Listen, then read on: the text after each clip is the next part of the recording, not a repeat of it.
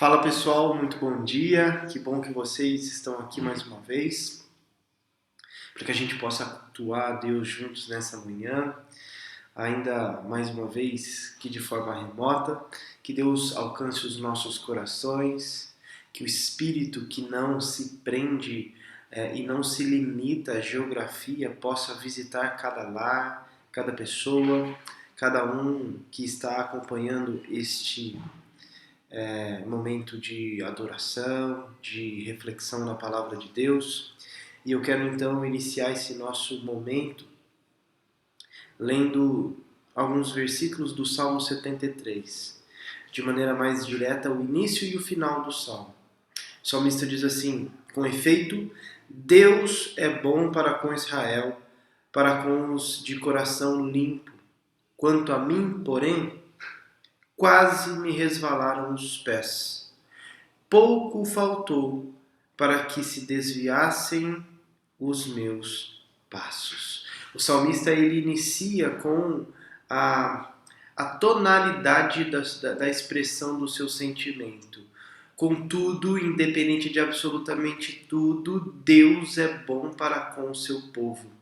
E ele diz então que mesmo Deus sendo bom para o seu povo, para aqueles que ele usa aqui essa imagem são limpos de coração, ele diz que mesmo diante de tanta bondade de Deus, os seus pés quase se resvalaram.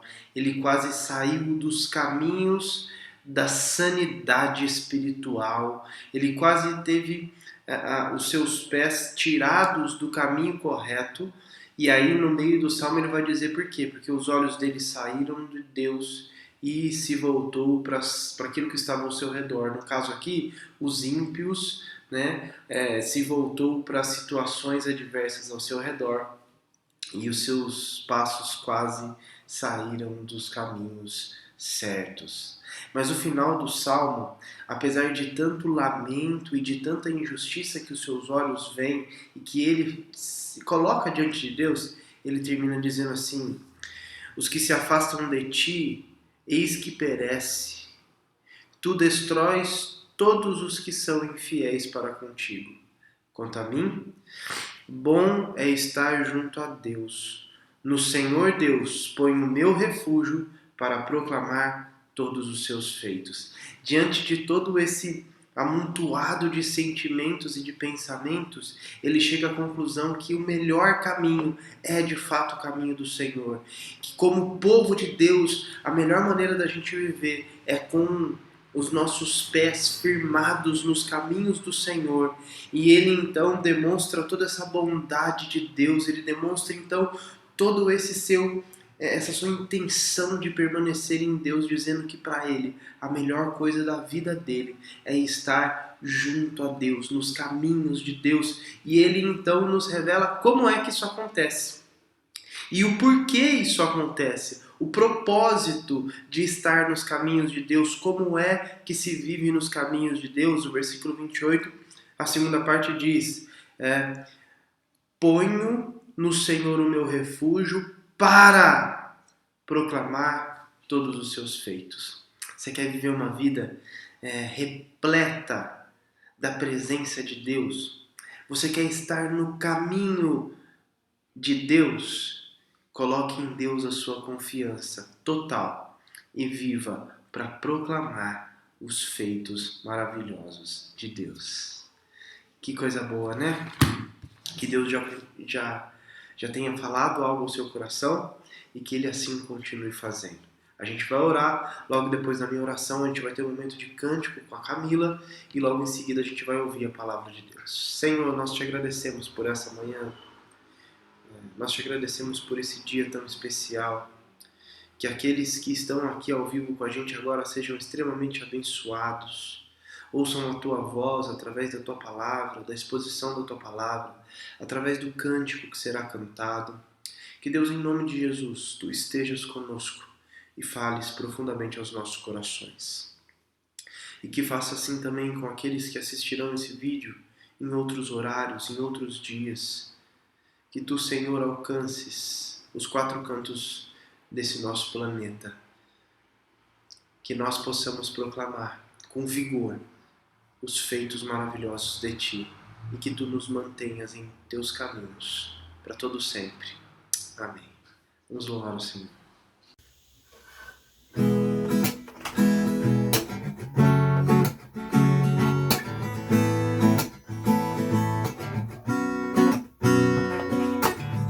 Dos montes corre para o mar, teu rio de amor por mim. Eu abrirei meu coração, deixando a tua cura entrar. Me alegro por te pertencer, levantarei as minhas mãos. O teu amor me alcança e me faz louvar-te. Cantarei teu amor pra sempre.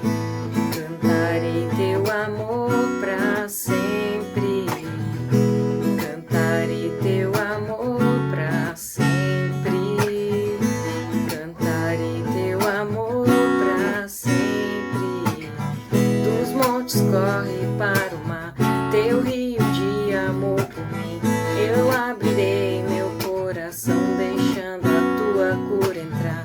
Me alegro por te pertencer, levantarei as minhas mãos. O teu amor me alcança e me faz louvar-te.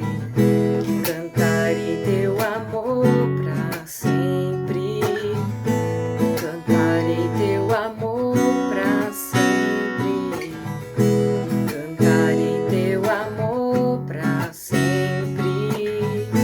Cantarei teu amor pra sempre. Coração exulta, de alegria eu canto. Esse mundo conhecerá-te, ele se encherá com a tua alegria. Cantarei teu amor pra sempre.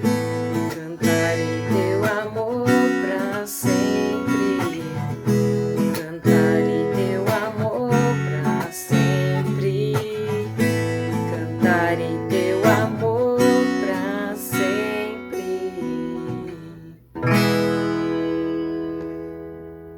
Bom dia, igreja, bom dia, amigos, bom dia a você que nos visita. É uma alegria muito grande podermos estar aqui nessa manhã de domingo, tendo esse tempo precioso de meditação na Palavra de Deus, um momento de culto, de louvor e adoração. Eu gostaria de convidá-los inicialmente para já abrirem as suas Bíblias no livro de Mateus, capítulo 16. Nós vamos fazer a leitura a partir do versículo de número 13. Hoje vai ser uma manhã de nós renovarmos, de a gente remexermos em alguns entendimentos, a gente mexer em alguns conceitos. Mateus 16 diz assim, é um texto bastante conhecido: tendo chegado às regiões de Cesareia e Filipo, Jesus perguntou aos discípulos: quem os homens dizem ser o Filho do Homem? Eles responderam: alguns dizem ser João Batista, outros Elias, outros Jeremias, ou algum dos profetas. E Jesus lhes perguntou: mas e vós? Quem dizeis que eu sou? Respondendo Simão Pedro disse: tu és o Cristo, o Filho do Deus vivo. E Jesus lhe disse: Simão, tu és bem-aventurado, pois não foi carne e sangue que te revelaram isso, mas meu Pai que estás no céu. E digo-te ainda, que tu és Pedro, que sobre essa pedra edificarei a minha igreja, e as portas do inferno não prevalecerão contra ela. Cara, Jesus começa aqui a falar sobre a igreja. E ele fala, Pedro, é legal que ele faz um trocadilho. Ele fala, tu és Pedro. E Pedro significava uma pequena pedra, uma pedrinha. E ele fala, Pedro, tu és Pedro, um fragmento de pedra. E sobre essa rocha que acabou de soltar aí, e eu sou Cristo, eu vou edificar a minha igreja.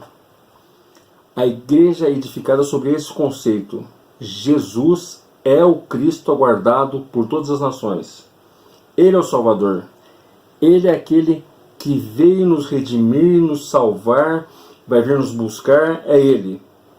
A igreja está sobre essa rocha, essa afirmação do Espírito que o Pai revelou a Pedro nessa passagem. Agora, o que é a igreja? Sabe, eu acho que é tempo da gente parar e pensar o que é a igreja. Nós temos um sonho, sermos uma igreja, segundo a vontade de Deus, segundo o que Deus deseja. Talvez você esteja aqui, você esteja numa outra igreja, numa outra cidade, está assistindo aí de algum lugar desse país, ouvindo essa mensagem, e a pergunta é essa: o que é a igreja? O que é esse negócio que Jesus fala de boca cheia e diz ainda assim que as portas do inferno não prevalecerão sobre essa tal de igreja? Ele está dizendo o seguinte, ele não está dizendo que o inferno nos atacaria e nós iríamos resistir, não. Ele está dizendo, vocês vão atacar o inferno não vai aguentar. Porque a porta não ataca ninguém. As portas não vão resistir. Nós vamos chegar, meter o pé na porta, abrir, começar a resgatar a gente lá de dentro. Entendeu? O que é a igreja? Que tem esse poder tão grande. Eu acho que é tempo da gente começar a renovar nosso entendimento. A gente tem que estar revendo os conceitos básicos, repensando, revisitando a palavra de Deus, para que a gente não se desvie nem para a direita nem para a esquerda daquilo que a palavra de Deus diz sobre aquilo que Deus quer de nós, sobre aquilo que Deus quer da igreja. Eu queria propor uma parábola para vocês. Imagina que um homem, ele estivesse num barco, navegando, e de repente ele fosse atingido por uma tempestade e as ondas levassem esse barco para uma ilha, ele acabasse ficando nessa ilha, uma ilha deserta, longe de tudo, sem WhatsApp, sem Facebook, sem internet, não tem como ele sair daquele lugar. E ele cai naquela ilha sozinho. E por algum motivo, ele tem uma Bíblia. Ele nunca tinha lido uma Bíblia. Esse homem nunca foi numa igreja, esse homem nunca conheceu um cristão. Ele nunca conheceu um crente. Ele cai nessa ilha, com uma Bíblia. Ele não tem nada o que fazer. Ele começa a ler a Bíblia.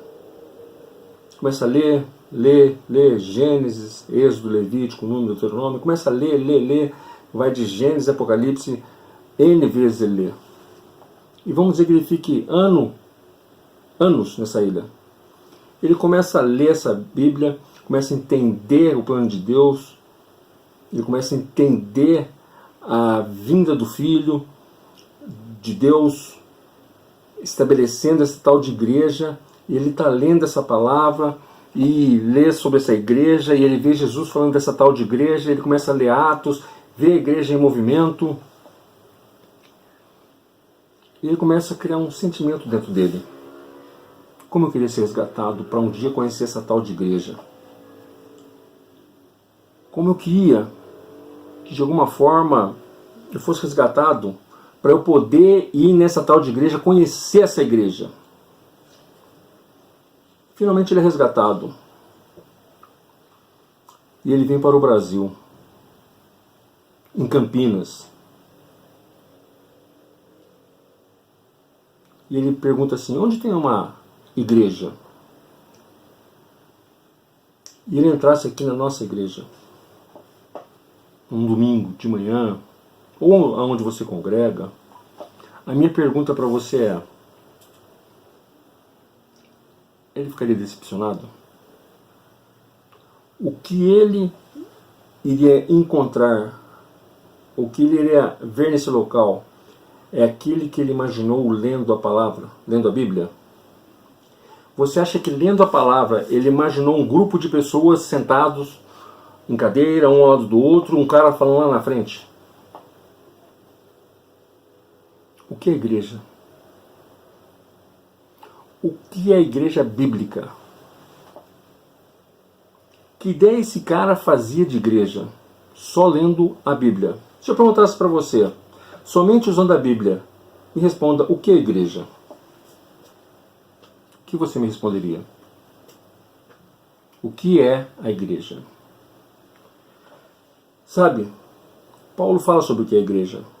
Eu quero que você abra comigo em Efésios, no capítulo de número 2.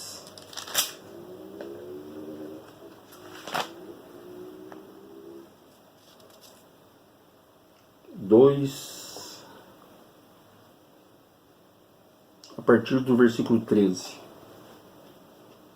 Permita hoje sua mente ser confrontada. Eu sei que você está há anos na igreja, mas permita eu falar uma coisa. Eu não vou falar minha opinião. Eu quero que você se volte para as Escrituras. Não deixe que sua mente religiosa trave o que Deus quer fazer. Não deixe que a sua mente seja paralisada. Que a sua mente seja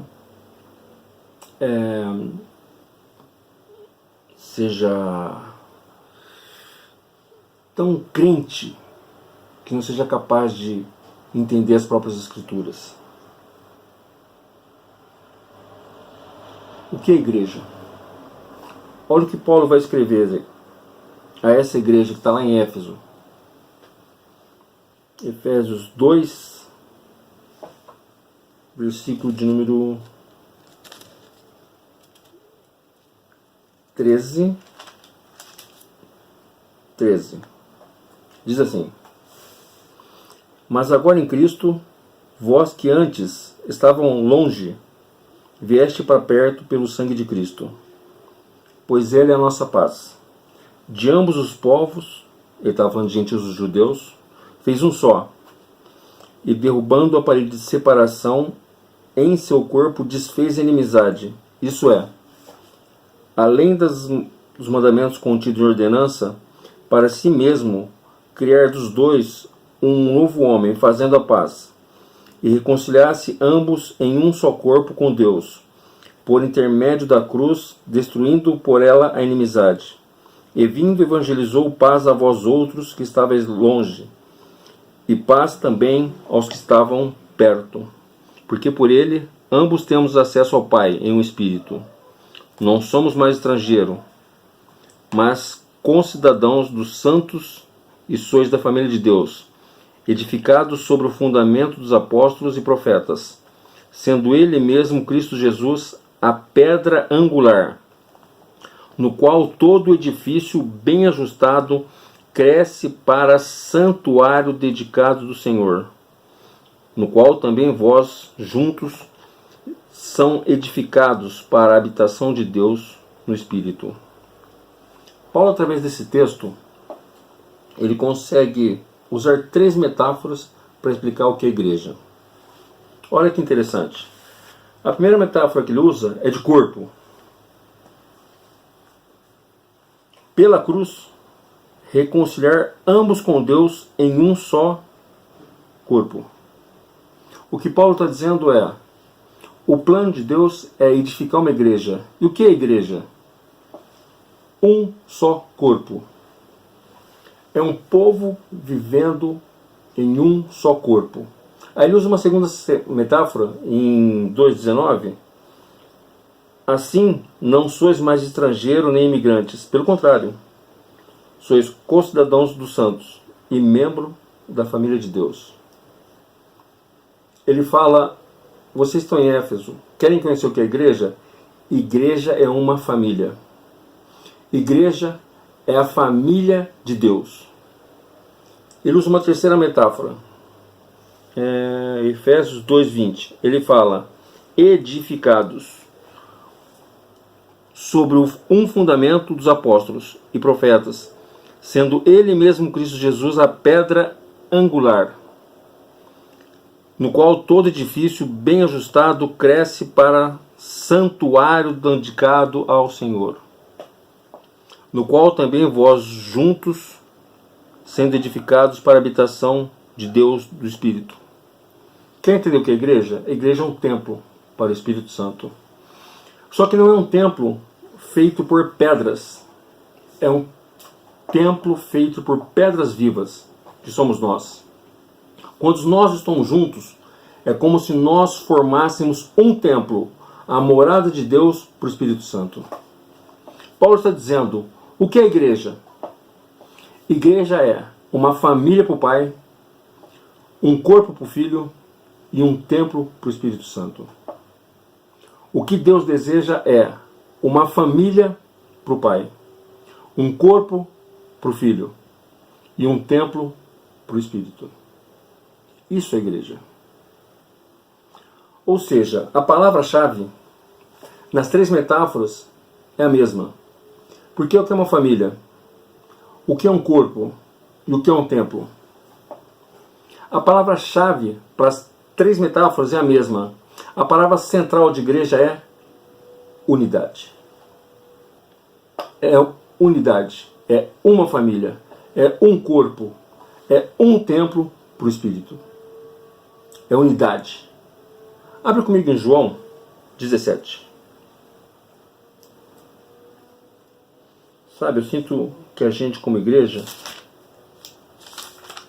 a gente já foi para todo lado no quesito evangelismo. Nós temos um desejo de ganhar as pessoas, de ganhar as nações, um desejo de ganhar uma cidade para Jesus. A gente quer Campinas, Valinhos, Vinhedo, Sumaré, Hortolândia. Nós queremos a sociedade para Jesus. Nós já tentamos de tudo. Já tentamos panfleto, já tentamos evangelismo na praça, já tentamos acampamento, já fizemos de tudo. De tudo, de tudo. Mas Jesus, nesse texto, ele dá a maior estratégia de evangelismo. Olha só o que ele diz. Ele fala assim, a oração sacerdotal. Eu lhes dei a glória que me deste. Jesus falando com o Pai. Para que sejam um. Assim como nós somos um. Eu neles e tu em mim. Para que eles sejam levados à plena unidade. A fim de que o mundo conheça que me enviaste e me amaste. Ele está dizendo, vocês querem que o mundo saiba quem eu sou? Sejam um. É simples. Sejam um. Amem-se de tal maneira que vai dar água na boca das pessoas quando passarem perto de você. Eu estava ouvindo um dia um pastor contando que um cara se converteu na igreja dele e era um membro de uma gangue. Ele se converteu e começou a frequentar a sua igreja.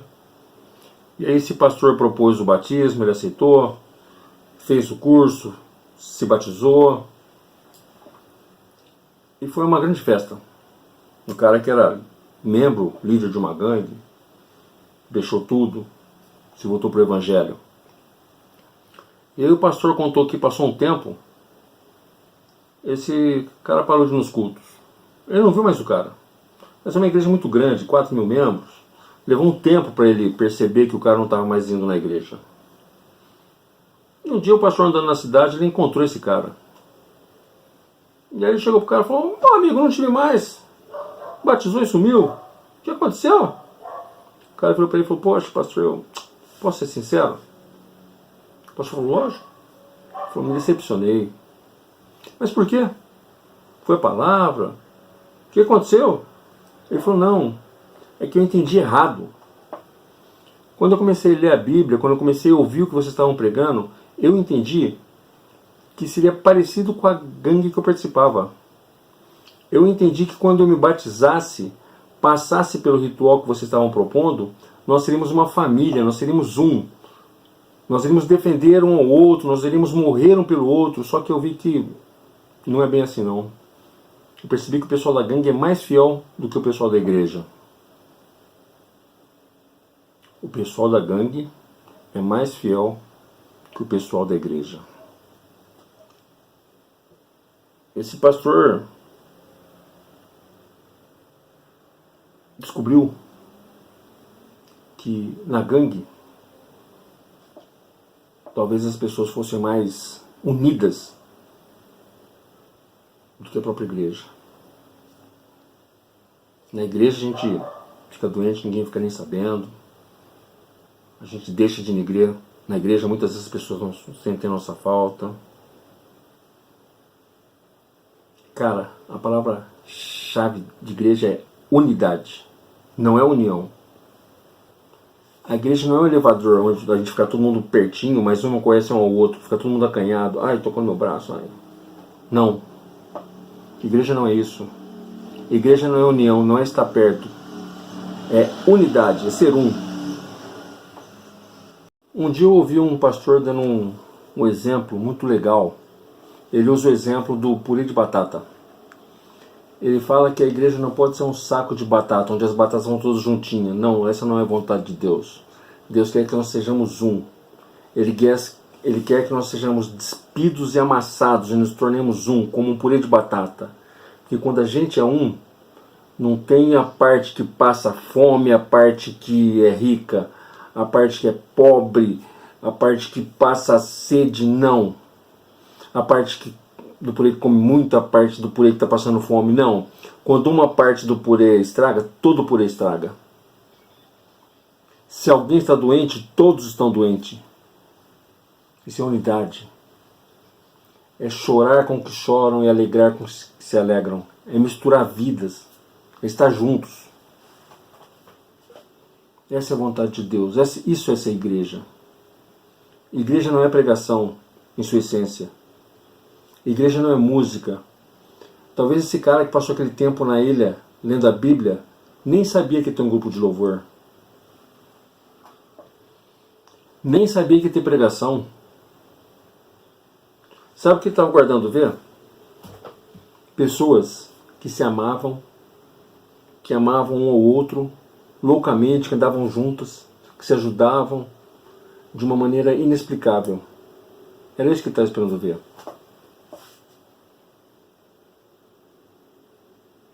Pessoas que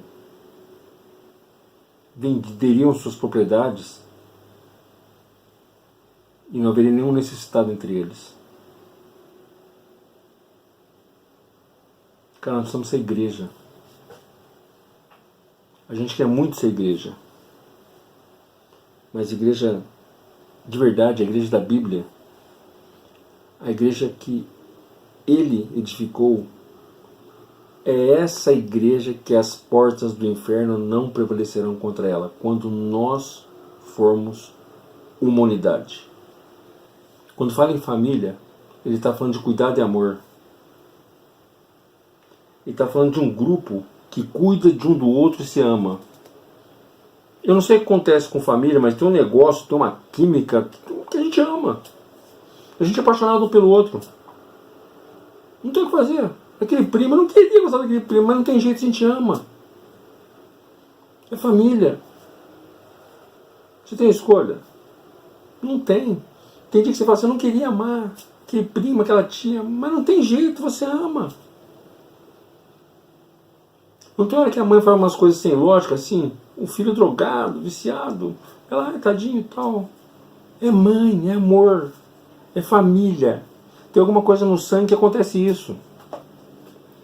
Ele está falando, é isso que eu desejo para vocês como igreja. Vocês foram adotados pelo mesmo Pai. Vocês são irmãos. Você tem que se olhar dessa maneira, a partir de agora. Igreja não é quem está na frente no púlpito. Igreja é quem está do seu lado. Não importa quem está na frente da igreja, no púlpito. Importa quem está do seu lado. Ama a Deus acima de todas as coisas. E o teu próximo como a ti mesmo. Isso é igreja. Nós somos irmãos. Nós somos uma família. O que acontece quando seu irmão ou sua irmã não volta para casa no horário habitual? Depois da aula, o que você faz? Deita e vai dormir? O que você faz? Espera um pouquinho, né? Meia hora, uma hora. Pode ser que atrasou o ônibus, sei lá, alguma coisa. Mas vai atrasando 2 horas, 3 horas. O que você faz? Liga, manda mensagem no WhatsApp. Não está respondendo, o que você faz? Você começa a fazer o absurdo dos absurdos, começa a ligar para os amigos. É o extremo, né? Porque alguém te liga e fala, opa, alguém morreu. Hoje mais ninguém liga para ninguém. E aí você liga, você fala, cadê você? Você liga no telefone da pessoa, a pessoa não atende. E aí o que você faz? Você vai atrás. Liga para os amigos. Você viu fulano? Você viu minha irmã, meu irmão? Ela sumiu. E se aqui naquela noite o seu irmão ou sua irmã não aparece na sua casa, o que você faz? Você chama a polícia, velho. Você vai nos hospitais. Você começa a bater na casa dos amigos. Tem gente que o familiar desapareceu há 10, 15 anos e a pessoa não perde a esperança. Mas você vê um cara famoso com a camiseta na televisão, com a irmã, procurando pela irmã. Sabe o que é isso? Ele acredita que vai achar a irmã. Sabe por quê? Porque é irmã, porque é família. Agora, tem pessoas que entram na nossa comunidade, vão embora, desaparecem. Nós não passamos uma mensagem, não damos uma ligada. A gente não foi capaz de mandar uma mensagem para a pessoa.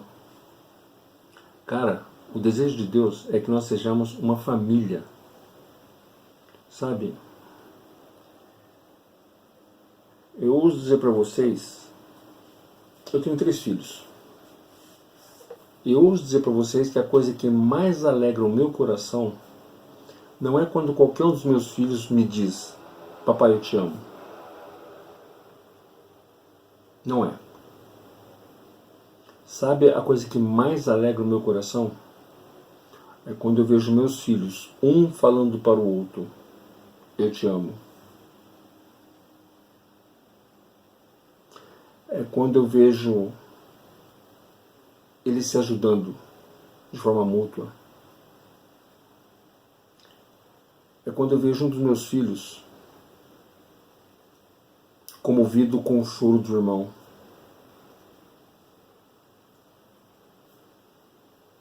Você pensa que agradar a Deus é só ficar cantando para Ele? Você quer agradar a Deus de verdade? Você quer mexer com o coração de Deus? Vira para um outro filho dele e fala, eu te amo. Eu te amo. Uns tempos atrás eu tinha ido ao banco. Eu estava saindo da agência e tinha um rapaz na porta, um pedinte. Comecei a conversar com ele. Dei um Novo Testamento para ele. E eu falei para ele assim, cara, Jesus te ama. Ele é apaixonado por você. Sabe o que ele me respondeu? Eu estou cansado de ouvir Jesus te ama. Eu queria ouvir um eu te amo. É isso, cara. Uma família. Uma família por pai diz respeito a cuidado e amor. Igreja é se amar, é cuidar um do outro. É viver um pelo outro. É se apaixonar, dar vida um pelo outro. E aí ele usa um segundo exemplo, um corpo. Porque se família fala de amor e cuidado, corpo fala de movimentação e ação. Quando Paulo usa essa metáfora do corpo, e aí ele vai estender ela em 1 Coríntios, ele vai falar que o grande lance do corpo, que é maravilhoso, é que é um ajuntamento de pessoas. Ou seja, igreja não é ser todo mundo igual. Ok? Não é ser todo mundo igual. Isso não é igreja. Igreja é todo mundo ser diferente e conseguir ficar junto. É ter gente no nosso meio que só pensa em ler a Bíblia, estudar teologia e a gente amar ele. É outro cara que só pensa em futebol, só pensa no culto da quarta e a gente gosta dele. Outro que só gosta de ação social e a gente ama ele. Outro que só pensa em missões e a gente ama ele. Outro só quer orar por missões pela Bolívia e amar ele. E todo mundo está junto. Deus fala de um corpo. E o poder está nisso. A gente sendo completamente diferente, estarmos focados no Evangelho. As portas do inferno não vão prevalecer sobre um grupo de pessoas que manifestam o amor de Deus. O corpo é totalmente diferente. Os dedos são diferentes, as 2 mãos são diferentes. Os pés são diferentes. Nosso olho é diferente. Um é mais torto que o outro, assim, né? Esse é conceito de feio, né? A gente é tudo diferente. Nós somos diferentes um do outro. Não tem como. E o grande lance do corpo é isso. É ser todas as partes diferentes caminhando juntas, se movimentando juntas. E como corpo, nós precisamos crescer juntos. Não adianta eu me desenvolver e você não. As portas do inferno vão prevalecer contra a gente. Não é um super-homem, é uma super-igreja. Não é um super-pastor, é uma super-igreja. É um super-ajuntamento de pessoas que crescem juntas, andam juntas. Então não adianta a gente ficar ainda nessa de exaltando pessoas, ao fulano, ao cicrano. Ninguém vai fazer nada sozinho. É junto que nós vamos fazer. É junto. Se nós juntarmos os nossos dons, o meu dom com o seu dom, se a gente juntar e caminhar junto no mesmo propósito, isso é igreja, um corpo. Só que um corpo tem que crescer junto. Já viu aqueles caras que vão na academia e malham só a parte de cima? Não adianta. Nós temos que malhar tudo. Nós temos que ficar forte em tudo. As nossas pernas têm que estar fortes, nossos pés têm que estar fortes, nosso coração tem que estar forte, nosso cérebro tem que estar forte. Nós temos que crescer em tudo. Então eu queria te propor isso. Não deixe ninguém para trás. Não se preocupe somente só com o seu crescimento. Traga os outros com você. Sabe o que você deve fazer? Tudo que você lê, compartilhe com os outros. Tudo que você ouvir, compartilhe com os outros. Conte para os outros a pregação que você ouviu. O livro que você leu, compartilha com seus amigos. Compartilhe um vídeo. Por quê? Porque você não pode crescer sozinho. Você precisa crescer junto com os outros. Então faz isso. Tudo que Deus falar com você, tudo que Deus colocar no seu coração, compartilha.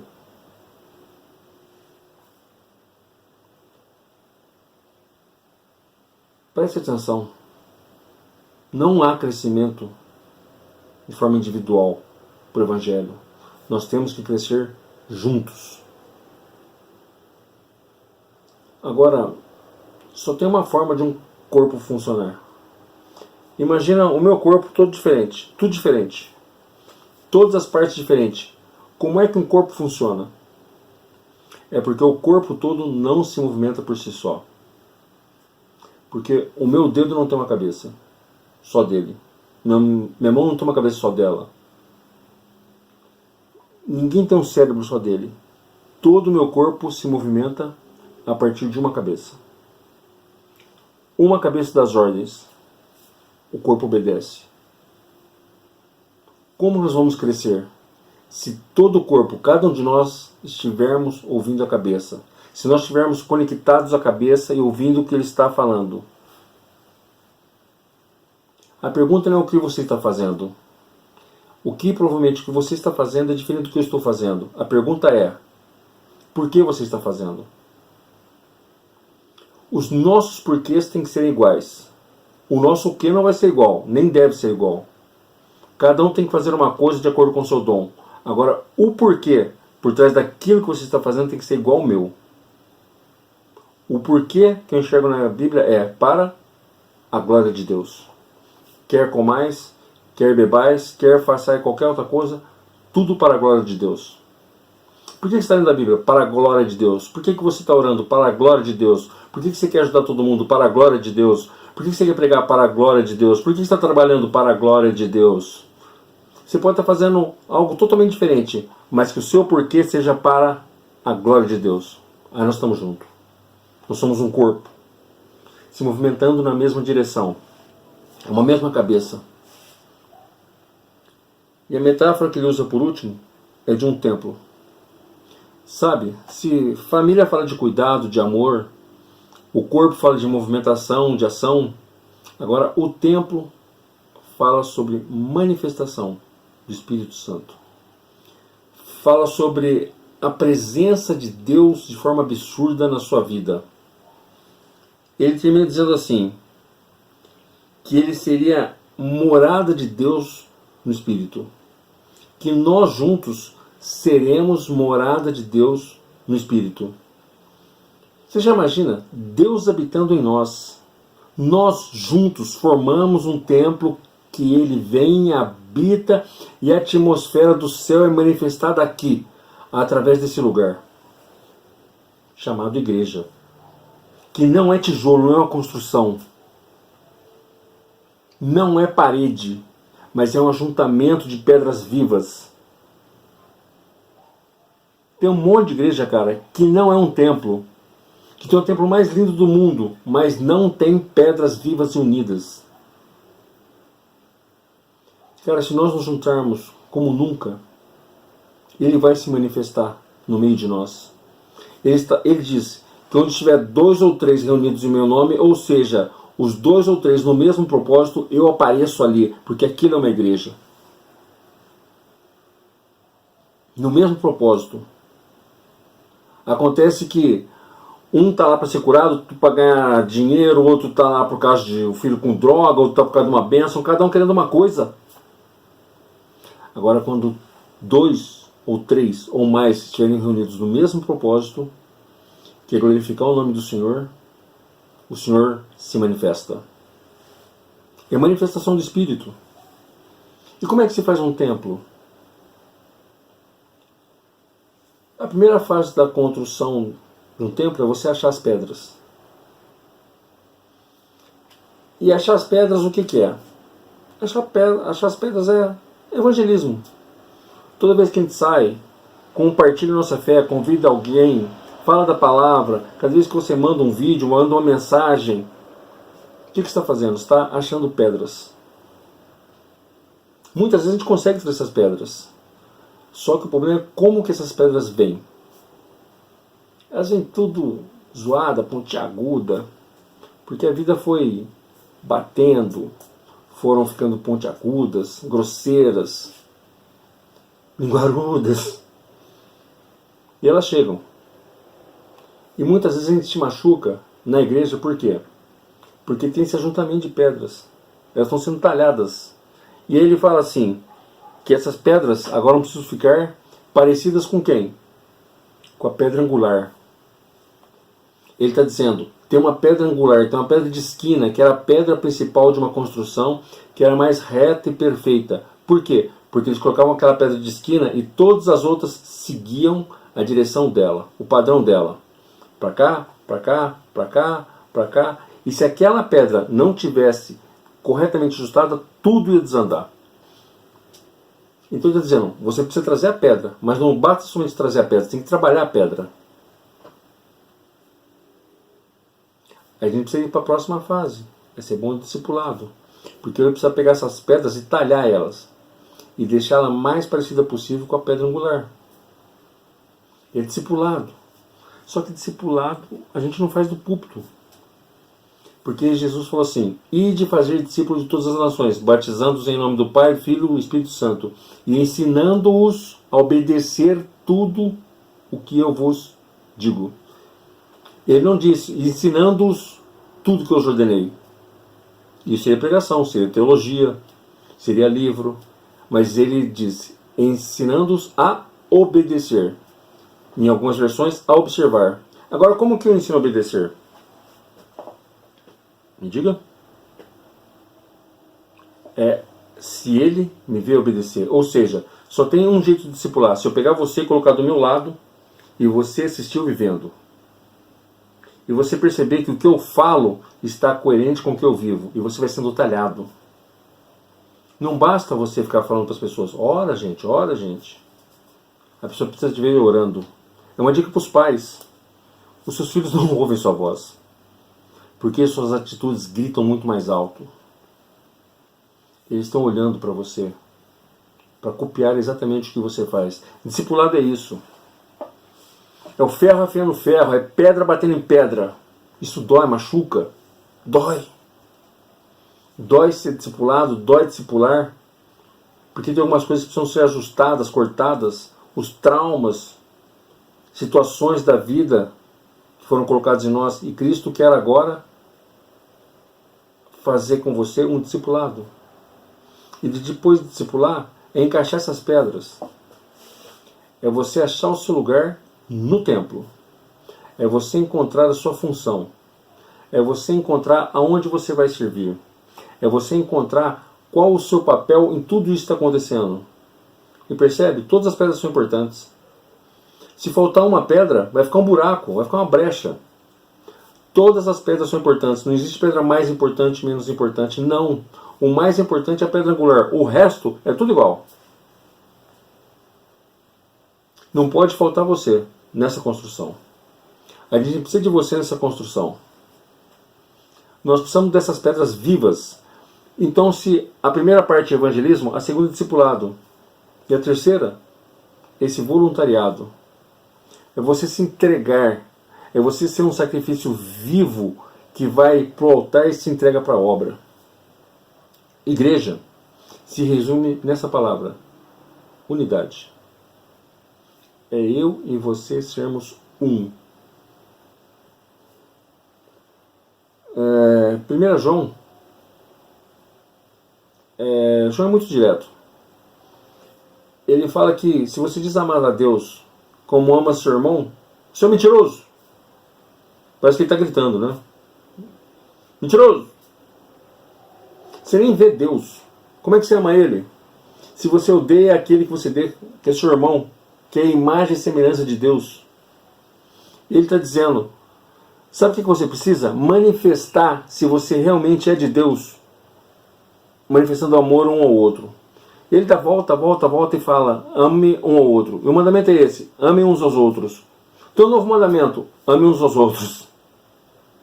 Ele dá mais uma voltinha, um novo mandamento vos dou, amai-vos uns aos outros. Cara, tudo se resume a isso.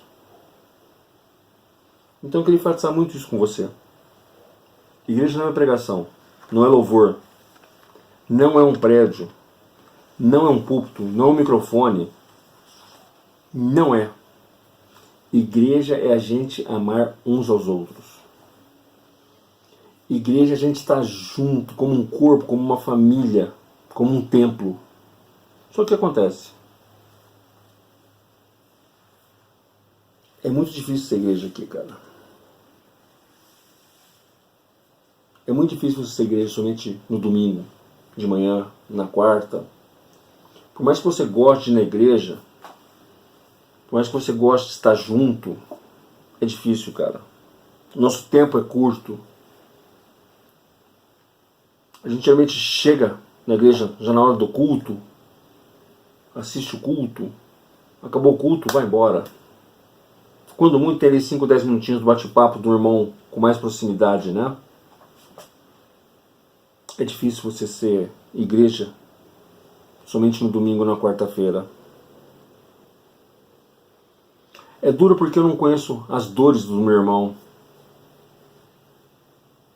Eu não conheço os sonhos de cada um. Eu não sei as angústias do meu irmão. Eu não sei se algum irmão chorou antes de vir até o culto. É difícil, cara. É muito difícil. Não dá tempo.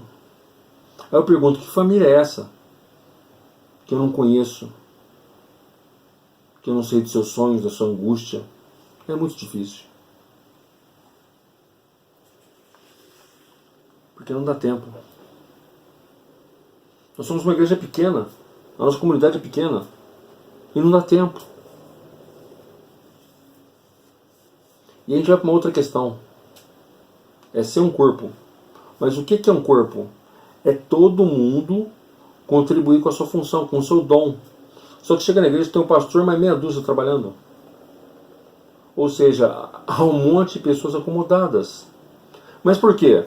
Porque o padrão da nossa igreja só dá para um pastor e 5 ou 6 manifestar o seu dom.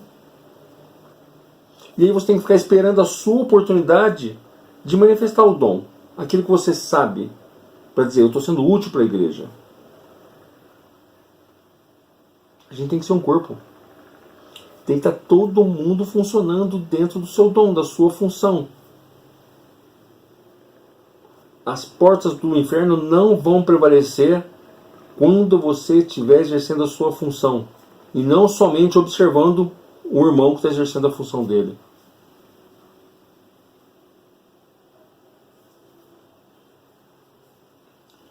O que é o dom? Para que serve o dom? É para ser colocado em prática. O nosso dom tem que ser colocado em prática. Para você ter uma noção, lá em Coríntios, Paulo falou assim: gente, calma, profetiza um de cada vez. Vamos criar um critério, levanta a mão um de cada vez. Isso é igreja. Não era um falando, era um monte. Ele falou: cara, para menos, vamos devagar, ninguém está entendendo mais nada. Ele teve que botar ordem, porque os caras estavam funcionando, estava todo mundo funcionando. A pergunta é, não é quantas árvores tem no pomar, é quantas árvores estão dando fruta. A pergunta não é quantos membros tem na nossa igreja, é quantos membros tem funcionando na igreja. A pergunta não é quantas pessoas vieram, é quantas pessoas foram enviadas. Isso é igreja, nós precisamos funcionar. Só que desse jeito não está dando. Eu quero ousar em dizer para vocês que precisamos mudar essa mentalidade. Precisamos viver a igreja.